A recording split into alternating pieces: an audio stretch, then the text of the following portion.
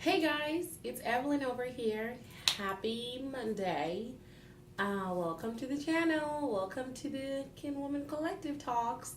So, today I wanted to share a little bit about going through a spiritual awakening while you're also raising babies and the importance of staying true to your own journey and just to talk about some of the challenges that I have had and some of my own successes too, in a way.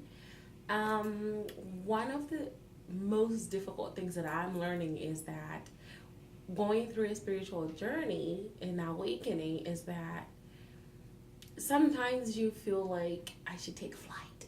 I just want to be by myself. I just want to be left alone and figure myself out and what's going on with me and what is God really saying, or is this even God, or I don't even know what's happening. I just want to take flight and get away from the environment that might sometimes feel like it's holding you back and it's holding you down, in that you can't really move into this new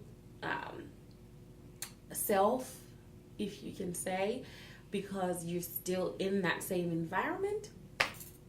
This can be a challenge if you're a mother, because first of all, the kids ain't going anywhere, right? Second of all, if you're a wife, the husband is going to be there, right?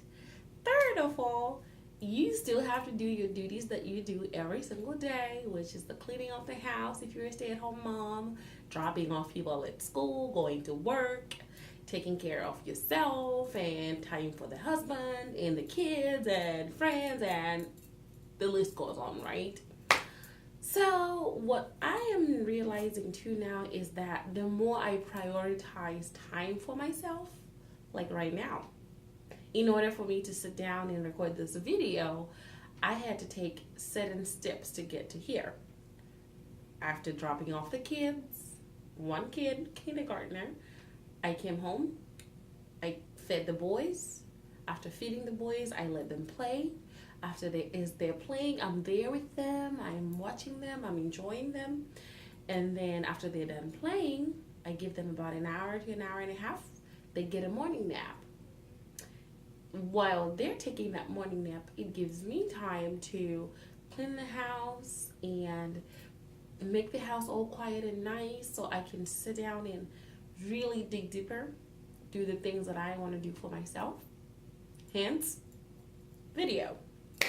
Because part of doing this video is also helping me discover some of the things that I have questions to and not know that maybe I've already answered my own questions. So this is my everyday life of how do I make time to connect with myself? How do I make time to really try and understand what's happening and be more spiritual and allow life to happen without taking flight?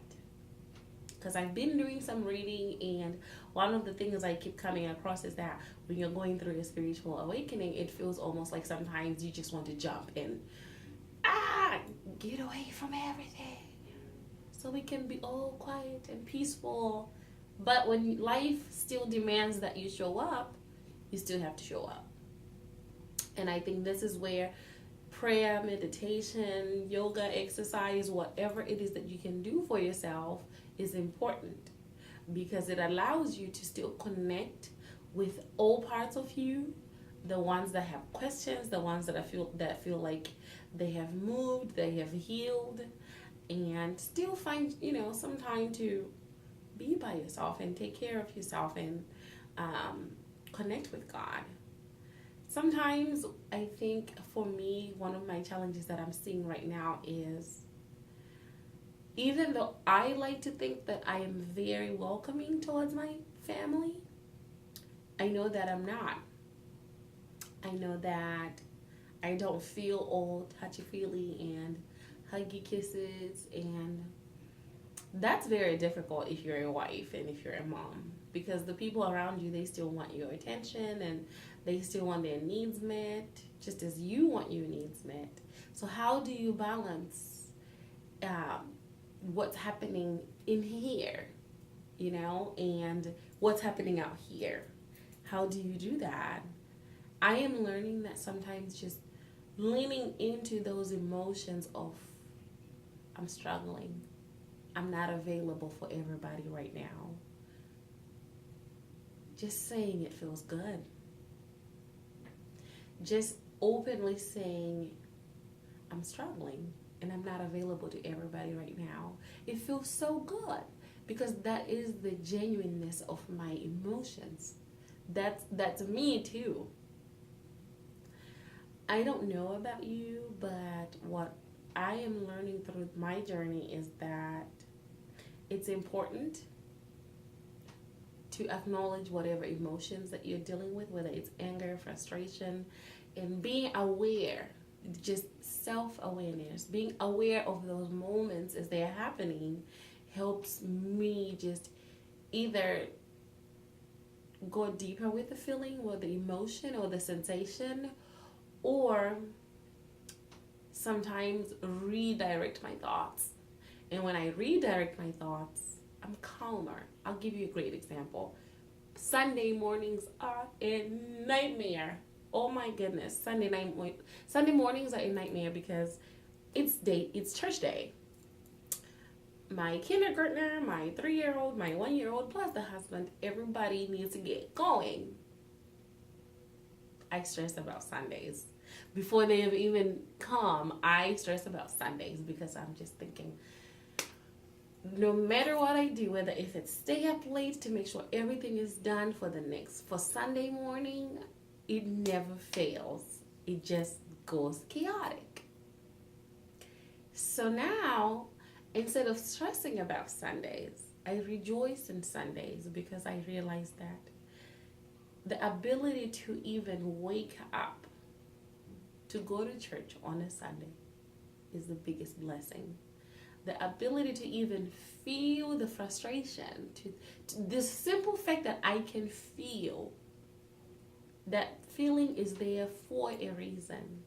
And it's amazing because I read something online the other day in response that somebody else was writing about acknowledging our emotions, and I thought I would share it with you guys. This comment really resonated with me, so I hope by sharing it, whoever wrote this comment, I don't know you. I just really acknowledge the fact that you are feeling some of what I was feeling, and I really appreciate the comment. So here it goes. It says, and remember, this is about dealing with frustrations, sensations, emotions, all that stuff. It says, there came a time when I stopped being angry about getting angry.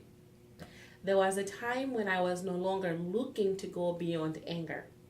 In fact, when I noticed anger, I embraced it as if I had found a long-lost dear friend. Anger simply meant that the body, the energy, was there to help me if needed. There came a time when I started thanking the universe for any pain, ache, or heartache that I got. To me, it meant that 1, I am alive. 2, I am conscious. 3, I can still feel. The life, consciousness, and feelings were gifts from God. I started thanking God whenever I noticed them. Feelings and sensations, including the sensations of pain, ache, anger, lust, hurt, pain, started to remind me of the basic underlying reality of aliveness, awareness, and body. And I started noticing them. I realized that these were not feelings I had expected. They had divine origins. They had a divine purpose. There was a good reason they existed. That which created it all in motion, I was no longer looking to go beyond them. I was no longer looking to fight them or end them. I was ready and willing to give them the loving space they so deserve. I was thankful for life, consciousness, senses. I was thankful for my ability to feel them. Isn't that wonderful? And so this is the space that I am currently in.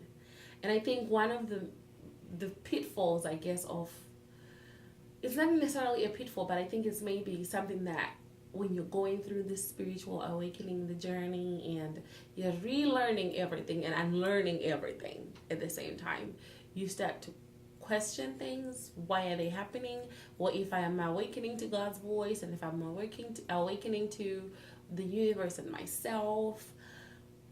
Why don't I feel the positive? But awakening sometimes means negative as well.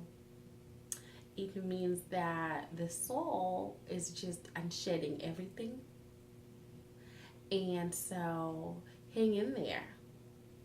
Motherhood has to happen. I am pretty positive that one of the reasons why I am now experiencing everything I'm experiencing, questioning myself, questioning everything I learned, it all began with motherhood. And so I have to be present for motherhood. I have to be present for partnership with my husband, as hard as it is. And I'm not good at it. And I'm struggling with it. But this is where I am. And so acknowledging these emotions is helping me realize that it's okay to just feel. And that I don't always have to be so motivated to get rid of these emotions. So wherever you are in your own journey, as a woman, as a mother, as a sister, and please, I hope you know that this is not just for mothers.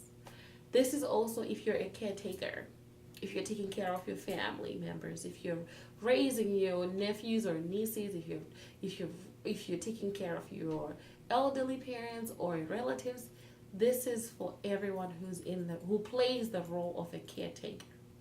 How do we go on our own spiritual journeys without flying away from the environments? Because that is one of the biggest desires sometimes, that you just want to pick yourself up and move to a different environment. But life demands that we still perform our roles. So I hope you know that it's okay, and that spiritual growth is not about just positivity, it's about negativity as well. And to be aware, to be self-aware of those energies when they're coming in, that frustration, that anger, even moments of happiness and joy, to be attentive to it. Because that's what's happening in that moment. So I hope you guys have a wonderful day. Let me know what you think. And I want to hear your experiences. Just if you could share with me, that would be great. This is why Kin Woman Collective exists in the first place, so that we can talk about these things. And I hope you have a wonderful day. Bye, guys.